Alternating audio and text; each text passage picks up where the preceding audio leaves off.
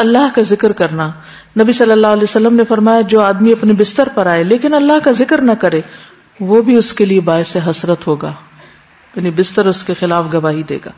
عبداللہ بن مسعود کہتے ہیں کہ اللہ کا ذکر کرتے وقت نیند کا آنا شیطان کی طرف سے ہے، یعنی اللہ کے ذکر کے دوران سونا شیطان کی طرف سے. اگر چاہو تجربہ کر کے دیکھ لو، اور جب تم میں سے کوئی سونے کا ارادہ کرے تو اللہ تعالیٰ کا ذکر کرے. تسبیحات فاطمہ پڑھنا یہ ہر تھکاوٹ کا علاج بھی ہے. سیدنا علی سے روایت ہے کہ فاطمہ رضی اللہ تعالیٰ عنہا کے ہاتھوں میں چکی پیسنے کی وجہ سے تکلیف ہو گئی، گٹھے پڑ گئے، تو وہ اس کی شکایت لے کر نبی صلی اللہ علیہ وسلم کی خدمت میں حاضر ہوئی، کیونکہ انہیں پتا چلا تھا کہ آپ کے پاس کچھ غلام آئے ہیں، لیکن ان کی ملاقات نبی صلی اللہ علیہ وسلم سے نہ ہو سکی. اس لیے حضرت فاطمہ نے حضرت عائشہ سے اس بات کا ذکر کیا. جب آپ گھر تشریف لائے تو حضرت عائشہ نے اس کا تذکرہ کیا. حضرت علی بیان کرتے ہیں پھر آپ ہمارے ہاں تشریف لائے، ہم اس وقت اپنے بستروں پر لیٹ چکے تھے، ہم نے اٹھنا چاہا تو آپ نے فرمایا تم دونوں لیٹے رہو. پھر آپ میرے اور فاطمہ کے درمیان بیٹھ گئے. میں نے آپ صلی اللہ علیہ وسلم کے قدموں کی ٹھنڈک اپنے پیٹ پر محسوس کی. پھر آپ نے فرمایا تم دونوں نے جو چیز مجھ سے مانگی ہے کیا میں اس سے بہتر چیز نہ دوں، کیا اس سے بہتر بات نہ بتاؤں؟ جب تم اپنے بستر پر لیٹ جاؤ تو 33 بار سبحان اللہ، 33 بار الحمدللہ اور 34 بار اللہ اکبر کہو، یہ تمہارے لیے خادم سے زیادہ بہتر ہے. اس میں کیا سیکھنے کی بات ہے کہ جب بچے کو مطالبہ لے کر آئے تو کیا کرنا چاہیے؟ ان کی توجہ اس سے بہتر بات کی طرف کر دینی چاہیے. یعنی اگر آپ نے کچھ نہ دینا ہو تو ایک اچھی بات ہی بتا دیں. عموماً ہم کیا کرتے ہیں جب ہم بچوں کو کچھ دینا نہیں چاہتے تو پھر کیا کرتے ہیں؟ ڈانٹ ڈپٹ کو بھیج دیتے ہیں. تو بہتر ہے کہ کوئی اچھی بات بتا دیں ان کو. آیت الکرسی پڑھنا. آیت الکرسی شیطان سے محفوظ رکھنے والی آیت ہے. وہ مشہور روایت جس میں سیدنا ابی ابن کعب اپنے والد سے روایت کرتے ہیں کہ ان کے کھجوروں کے کھیت تھے، وہ اس میں کمی دیکھتے، یعنی ان کی چوری ہوتی تھی. ایک رات انہوں نے چور پکڑ لیا. وہ ایک جانور سے مشابہ ایک نوعمر لڑکا تھا، جانور جیسی شکل تھی. انہوں نے سلام کیا تو اس نے جواب دیا. پوچھا تم کون ہو، جن ہو یا انسان؟ اس نے کہا میں جن ہوں. انہوں نے کہا اپنا ہاتھ میری طرف بڑھاؤ. اس نے اپنا ہاتھ بڑھایا. اس کا ہاتھ کتے کے ہاتھ کی طرح تھا، بال کتے کے بال کی طرح تھے. انہوں نے پوچھا کیا اس طرح جنوں کی تخلیق ہوئی، یعنی ایسی شکل ہوتی ہے؟ اس نے کہا میں یہ جانتا ہوں کہ جنوں میں مجھ سے زیادہ شدید اور کوئی نہیں. میں نے یہ نہیں بتایا لیکن کہا کہ میں ایک قوی جن ہوں. انہوں نے کہا تم میرے پاس کیوں آئے ہو؟ اس نے کہا مجھے خبر ملی ہے کہ تم صدقہ کرنا بہت پسند کرتے ہو تو میں تمہارے کھانے میں سے اپنا حصہ لینے آیا ہوں. انہوں نے کہا کیا چیز تم سے بچا سکتی ہے؟ اس نے کہا وہ آیت جو سورۃ البقرہ میں ہے، یعنی آیت الکرسی. لفظ نہیں آیت الکرسی بولا. جو کوئی اس کو رات کے وقت پڑھے گا وہ صبح تک مجھ سے پناہ میں رہے گا، اور جو صبح اسے پڑھے گا وہ رات تک مجھ سے پناہ میں رہے گا. پھر جب صبح کو انہوں نے اس بات کا ذکر نبی صلی اللہ علیہ وسلم سے کیا تو آپ نے فرمایا اس خبیث نے سچ کہا.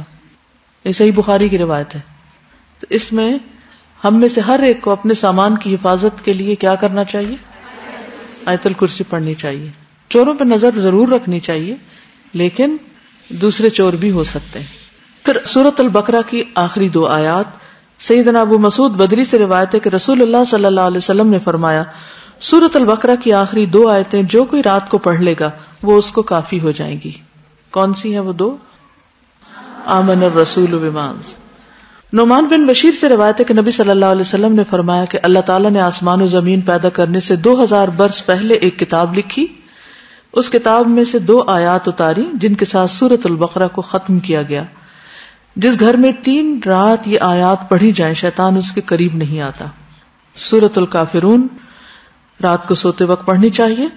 فروہ بن نوفل اپنے والد سے روایت کرتے ہیں کہ نبی صلی اللہ علیہ وسلم نے نوفل سے فرمایا قل یا ایھا الکافرون پڑھو اور اسی پر بات چیت ختم کر کے سو جاؤ، یعنی اس کے بعد اور باتیں نہیں کرو. بے شک اس میں شرک سے برات کا اظہار ہے. یعنی اس حال میں پھر اگر انسان دنیا سے رخصت ہو جائے تو گویا وہ شرک سے بری ہو کر رخصت ہوا. سورۃ الاخلاص اور معوذتین بھی پڑھیں. ابو الدرداء سے روایت ہے کہ رسول اللہ صلی اللہ علیہ وسلم نے فرمایا کیا تم اس سے عاجز ہو کہ ہر رات 1/3 قرآن پڑھ لو؟ صحابہ نے عرض کیا 1/3 قرآن کس طرح پڑھیں؟ آپ نے فرمایا قل هو اللہ احد 1/3 قرآن کے برابر ہے. یعنی رات کو سوتے وقت انسان اسے بھی پڑھ لے. اور معوذتین جو ہے نبی صلی اللہ علیہ وسلم جب اپنے بستر پر آرام کے لیے آتے تو روزانہ رات کو اپنے دونوں ہاتھوں کو ملا کر ان پر سورۃ الاخلاص الفلق اور الناس پڑھ کر دم کرتے یعنی پھونک مارتے، پھر اپنے دونوں ہاتھ اپنے پورے جسم پر پھیر لیتے تھے. ٹھیک ہے، یعنی ہاتھوں پر دم کرتے اور ہاتھ پہ پھیرتے تھے، اور سر سے شروع کرتے. پہلے اپنے سر پر اور چہرے پر پھیرتے، اس کے بعد اپنے جسم پر جہاں تک آپ کا ہاتھ پہنچتا پھیر لیتے، اور یہ فعل آپ 3 مرتبہ کرتے تھے. ایک اور حدیث سے معلوم ہوتا ہے کہ نبی صلی اللہ علیہ وسلم اگر بیمار ہوتے تو حضرت عائشہ موعظتین پڑھ کر آپ کے ہاتھوں پر پھونک کر آپ کے جسم پر پھیر دیتی. اس سے یہ پتہ چلتا ہے کہ بیماری میں بھی یہ عمل جاری رہتا تھا. اب جیسے چھوٹے بچے ہوتے ہیں وہ خود نہیں پڑھ سکتے تو آپ خود اپنے اوپر بھی پھیر لیں اور ان کے اوپر بھی ہاتھ پھیر دیں. اب یہ کہ ہاتھوں پر دم کر کے وہ پھونک جب ماری جاتی تو لازماً اس میں کچھ اثرات آتے ہوں گے، اسی لیے پھر وہ جسم پر پھیرنے کے لیے کہا گیا. سورۃ الملک، رات کو سونے سے قبل سورۃ الملک پڑھیں. ابو ہریرہ رضی اللہ عنہ سے روایت ہے کہ رسول اللہ صلی اللہ علیہ وسلم نے فرمایا قرآن میں ایک سورت 30 آیتوں کی ہے، اس نے ایک شخص کی شفاعت کی یہاں تک کہ وہ بخش دیا گیا، اور وہ ہے تبارک الذی بیدہ الملک. ایک اور روایت کے مطابق یہ عذاب قبر سے رکاوٹ ہے. ابو ہریرہ کہتے ہیں بے شک اللہ کی کتاب میں ایک سورت ہے جو 30 آیات پر مشتمل ہے، وہ ایک شخص کی شفاعت کروائے گی، پھر اسے آگ سے نکلوا لے گی اور جنت میں داخل کروا دے گی، یعنی سورۃ الملک. سورۃ السجدہ بھی پڑھی جائے اگر آپ پڑھ سکیں تو. جابر سے روایت ہے نبی صلی اللہ علیہ وسلم نہ سوتے جب تک کہ سورۃ الف لام میم تنزیل یعنی سورۃ السجدہ نہ پڑھ لیتے. ایک اور روایت میں بھی آتا ہے کہ آپ اس وقت تک نہیں سوتے تھے جب تک سورۃ السجدہ اور تبارک نہ پڑھ لیتے. حضرت عائشہ سے روایت ہے نبی صلی اللہ علیہ وسلم سوتے نہیں تھے جب تک کہ زمر اور بنی اسرائیل نہیں پڑھ لیتے تھے. ہم تو ساری زندگی بھر نہ کبھی ایک دفعہ یہ سب کچھ پڑھا ہو. ہم کیوں نہیں پڑھ سکتے؟ ہمیں کیا مشکل ہے؟ کیونکہ ہم بہت مصروف ہیں. ہماری اکثریت کی مصروفیت کیا ہے؟ ہمیں تو سونے کا ٹائم نہیں ملتا، تو سوتے سوتے دیر کر دیتے ہیں، پھر اس وقت ہم سورتیں پڑھنے بیٹھ جائیں تو آدھی رات یوں گزر جائے گی. پھر کچھ اور مسنون دعائیں بھی ہیں جو رات کو بستر پر آ کر پڑھنی چاہیے. ایک تو وہی اللہم قنی عذابک یوم تبعث عبادک، پھر اللہم بسمک اموت و احیا، اور پھر الحمدللہ الذی اطعمنا وسقانا وکفانا وآوانا فکم ممن لا کافی لہ ولا مؤوی. حضرت انس کہتے ہیں کہ حضور صلی اللہ علیہ وسلم بستر پر جا کر یہ دعا پڑھا کرتے تھے. ایک اور روایت میں زہیر النماری کہتے ہیں کہ آپ یہ پڑھتے تھے اللہم اغفر لی ذنبی واخسأ شیطانی وفک رہانی وثقل میزانی وجعلنی فی الندی الاعلی. اے اللہ میرے گناہ بخش دے، میرے شیطان کو دفع کر دے، میرے نفس کو آزاد کر دے یعنی آگ سے، میرے میزان کو بھاری کر دے، مجھے اعلیٰ مجلس والوں میں شامل کر دے. عبداللہ بن عمر نے ایک شخص کو سوتے وقت یہ پڑھنے کو کہا اللہم خلقت نفسی وانت توفاها لک مماتها ومحیاها ان احییتها فاحفظها وان امتها فاغفر لها اللہم انی اسألک العافیہ. پھر ایک اور روایت ابو ہریرہ کہتے ہیں کہ نبی صلی اللہ علیہ وسلم نے فرمایا جو شخص اپنے بستر پہ جانے لگے تو اسے چاہیے کہ وہ اپنے کپڑے کے کنارے سے اسے 3 بار جھاڑ لے، پھر یہ دعا پڑھے بسمک ربی وضعت جنبی وبک ارفعہ ان امسکت نفسی فاغفر لها وان ارسلتها فاحفظها بما تحفظ به عبادك الصالحین. اے میرے رب تیرا نام لے کر میں اپنا پہلو رکھتا ہوں، تیرے نام ہی کے ساتھ اس کو اٹھاتا ہوں، اگر تو میری جان کو روک لے تو اسے بخش دینا، اور اگر واپس بھیج دے تو اس کی حفاظت فرمانا جس طرح تو اپنے نیک بندوں کی حفاظت فرماتا ہے. انس بن مالک کہتے کہ رسول اللہ صلی اللہ علیہ وسلم نے فرمایا جس نے اپنے بستر پر لیٹتے ہوئے یہ دعا پڑھی تو اس نے ساری مخلوق کی بیان کردہ اللہ کی تعریفیں کہہ ڈالی. اتنی خوبصورت دعا کہ گویا جتنی مخلوق ہے اللہ کی، وہ جو اللہ کی تعریف کرتی ہے اس نے اس طرح کی تعریف کر ڈالی. کیا ہوگی وہ؟ الحمدللہ الذی کفانی وآوانی، الحمدللہ الذی اطعمنی وسقانی، الحمدللہ الذی من علی فافضل، اللہم انی اسألک بعزتک ان تنجینی من النار. تمام تعریف اللہ کے لیے ہے جس نے میری کفایت کی اور مجھے رہنے کو جگہ عطا کی. تمام تعریف اللہ کے لیے جس نے مجھے کھلایا اور پلایا. تمام تعریف اللہ کے لیے جس نے مجھ پر احسان کیا اور مہربانی کی. اے اللہ میں تجھ سے تیری عزت کے واسطے سے سوال کرتا ہوں کہ تو مجھے آگ سے نجات دے. ابن عمر سے روایت ہے رسول اللہ صلی اللہ علیہ وسلم جب بستر پر تشریف لاتے تو فرماتے الحمدللہ الذی کفانی وآوانی واطعمنی وسقانی والذی من علی فافضل والذی اعطانی فاجزل الحمدللہ علی کل حال اللہم رب کل شیء وملیکہ وإلہ کل شیء اعوذ بک من النار. تمام تعریف اللہ کے لیے ہے جس نے میری کفایت کی اور مجھے رہنے کو جگہ عطا کی، مجھے کھلایا اور پلایا، اور وہ ذات جس نے مجھ پہ بہت احسان کیا اور بہت زیادہ کیا، جس نے مجھے دیا اور بہت خوب دیا. ہر حال میں اللہ کی تعریف. اے اللہ، اے ہر چیز کے پالنے والے اور اس کے مالک، اے ہر چیز کے معبود، میں آگ سے تیری پناہ چاہتا ہوں. اس قدر خوبصورت دعا ہے.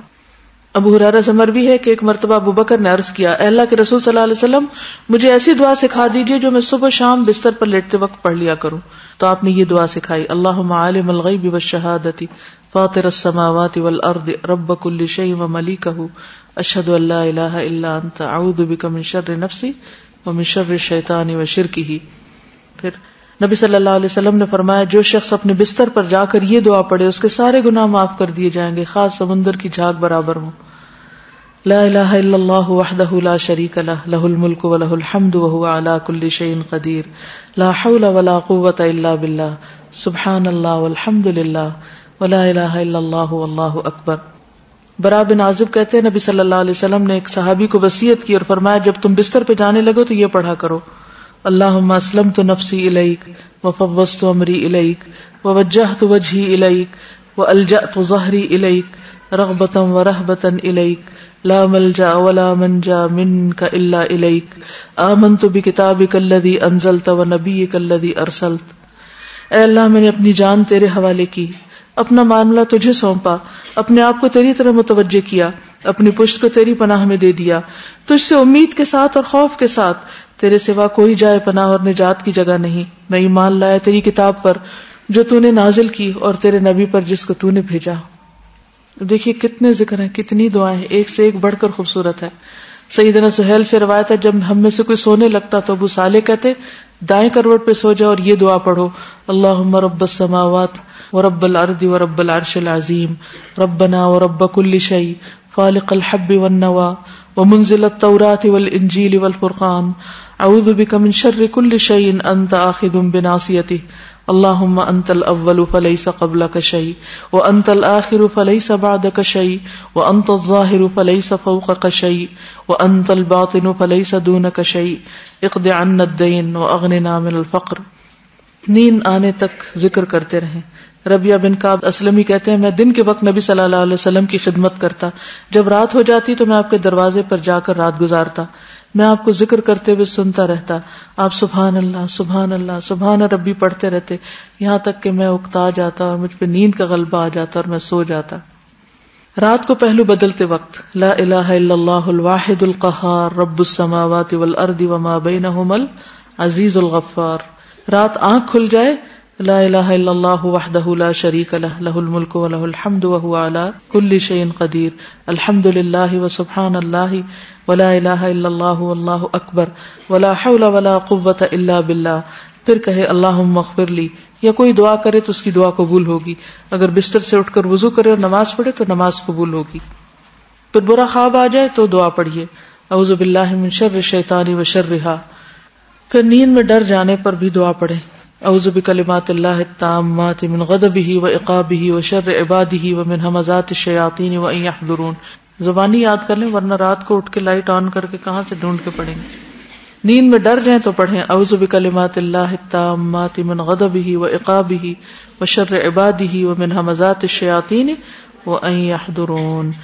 پھر اسی طرح خالد بن ولید کہتے ہیں، میں رات کو نیند میں گھبرا جایا کرتا تھا، تو نبی صلی اللہ علیہ وسلم کی خدمت میں حاضر ہوا تو میں نے عرض کی، میں رات کو نیند میں ڈر جاتا ہوں تو میں اپنی تلوار اٹھا لیتا ہوں اور جو چیز سامنے آتی ہے اسے مار ڈالتا ہوں.